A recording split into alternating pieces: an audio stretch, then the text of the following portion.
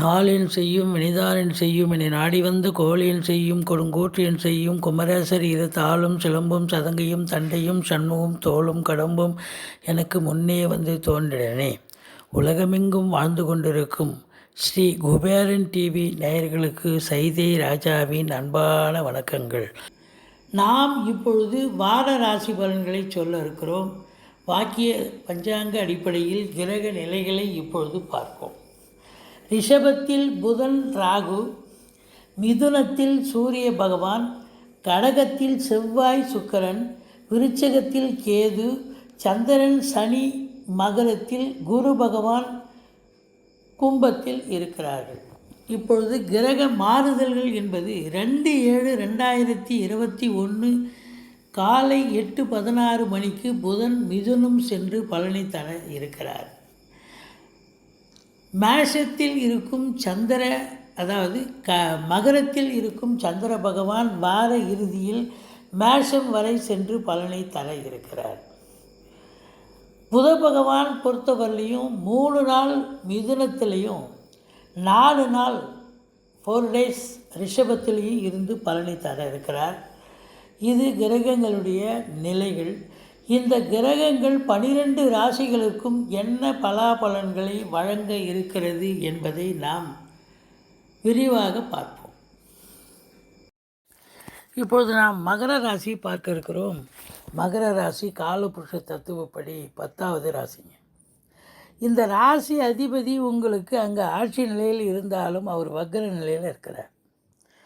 உங்களுக்கு எல்லா நிலைகளிலும் ஒரு பின்னடைவு இருப்பதாக தெரியும். ஏன்னா ராசிநாதனே வக்ரமாக இருக்கார் இல்லையா. ஸோ அதனால் உங்களுக்கு எந்த ஒரு செயலும் ஆக்கப்பூர்வமாக நல்ல பலனை தரும் அப்படின்னு சொல்ல முடியாது. 2ஆம் இடத்துல குரு பகவான் இருக்கார். அவராவது நல்லது செய்வாரான்னா அவரும் வக்ர நிலையில் இருக்கிறார். பணம் வரும், ஆனால் செலவுக்கு தகுந்த மாதிரி இருக்கும், அவ்வளோதான்.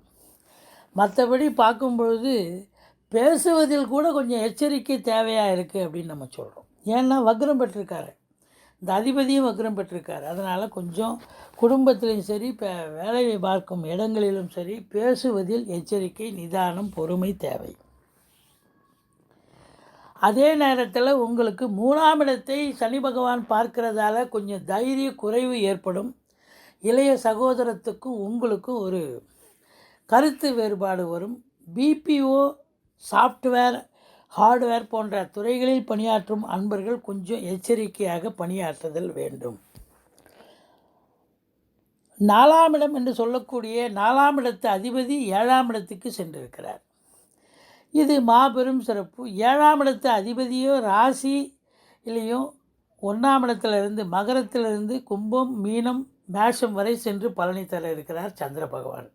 அவரு நல்ல இடத்துல இருக்கிறதால இந்த செவ்வாய்க்கு ஒரு நல்ல சுப பலன் கிடைக்கிறது அப்படின்னு சொல்லலாம். அப்போது வண்டி வாகனங்கள் ஆதாயத்தை தரும். இடம் வாங்கி விற்பவர்களுக்கு ஒரு நல்ல ஒரு பலனை எதிர்பார்க்கலாம். அதே நேரத்தில் படிக்கும் மாணவர்கள் நல்லா படிப்பாங்க, எந்த குறையும் இல்லை. 5ஆம் இடத்துல ராகு பகவான் இருக்கிறார். பிள்ளைகளுக்கும் உங்களுக்கும் கருத்து வேறுபாடு வரும்.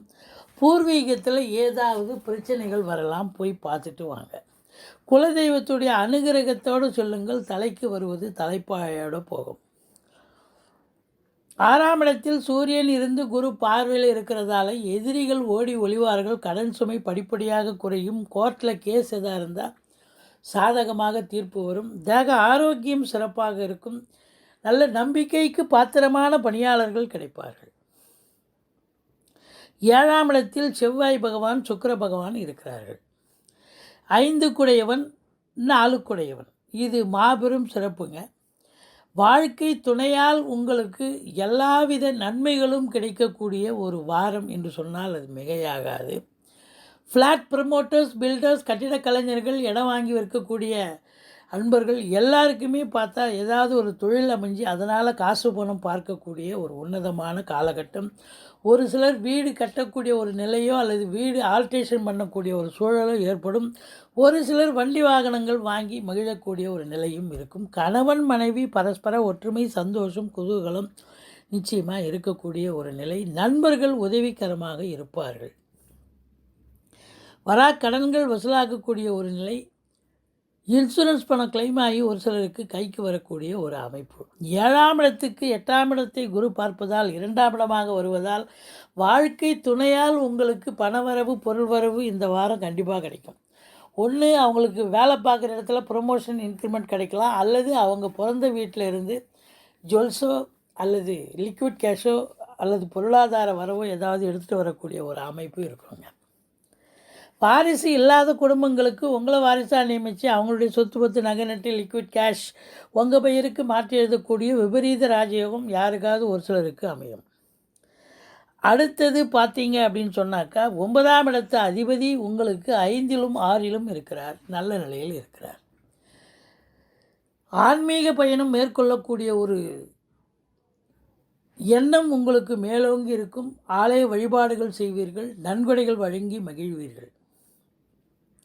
தந்தை வழி சொந்தங்களால் ஆதாயத்தை எதிர்பார்க்கலாம். அதே நேரத்தில் உங்களுக்கு 10ஆம் வீடு அப்படின்னு சொல்லக்கூடிய கர்மஸ்தானத்தை குரு பார்க்கிறார். தொழிலில் மேன்மை, உத்தியோக மேன்மை கண்டிப்பாக இருக்கும். ஒரு சிலர் தொழிலை மாற்றி அமைச்சு நல்ல பெருசாக உடனப்பட்டு தொழிலை விரிவாக்கம் பண்ணி கூடுதல் லாபத்திற்காக உழைக்கக்கூடிய ஒரு காலகட்டம். அந்த உழைப்புக்கு ஏற்ற ஒரு வருமானம் நிச்சயமாக கிடைக்கும். 10ஆம் வீட்டை குரு பார்த்தால் பட்டங்கள், பதவிகள் தேடி வரும்.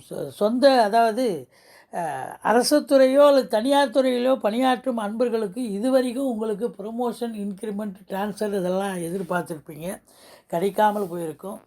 இப்போ அது உங்களுக்கு கிடைக்கக்கூடிய ஒரு காலகட்டம். இந்த வாரம் ரொம்ப சிறப்பாக இருக்குது. எந்த குறையும் இல்லை. 11ஆம் இடத்து அதிபதி 7ல் இருந்த போதிலும் 11ல் கேது இருக்கிறார். இளைய சகோதரத்துக்கும் உங்களுக்கும் கருத்து வேறுபாடு ஏற்படும்.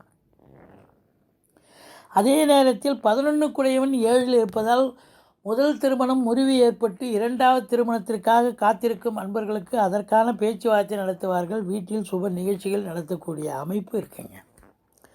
12ஆம் வீட்டு அதிபதி 2ல் இருக்கிறார்.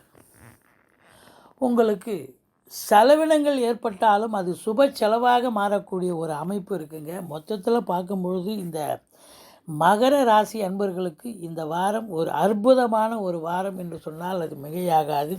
நீங்கள் வணங்க வேண்டிய தெய்வம் அப்படின்னு பார்த்தீங்கன்னா ஈஸ்வரனை வழிபாடு செய்யுங்கள். முருகப்பெருமானை வணங்குங்கள். பெருமாளை சேவியுங்கள். வாழ்க்கையில் எல்லா வளமும் நலமும் கிடைக்க நான் எப்பொழுதும் பூஜிக்கும் ஸ்ரீ ராகவேந்திரரை வணங்குகிறேன். வாழ்க வளமுடன். ஸ்ரீ குபேரன் டிவியை பார்த்தமைக்கு நன்றிகள். மேலும் இது போன்ற தகவல்களை தெரிந்து கொள்ள ஸ்ரீ குபேரன் டிவியை சப்ஸ்கிரைப் செய்யுங்கள். மறக்காமல் பெல் ஐக்கானை கிளிக் செய்யுங்கள்.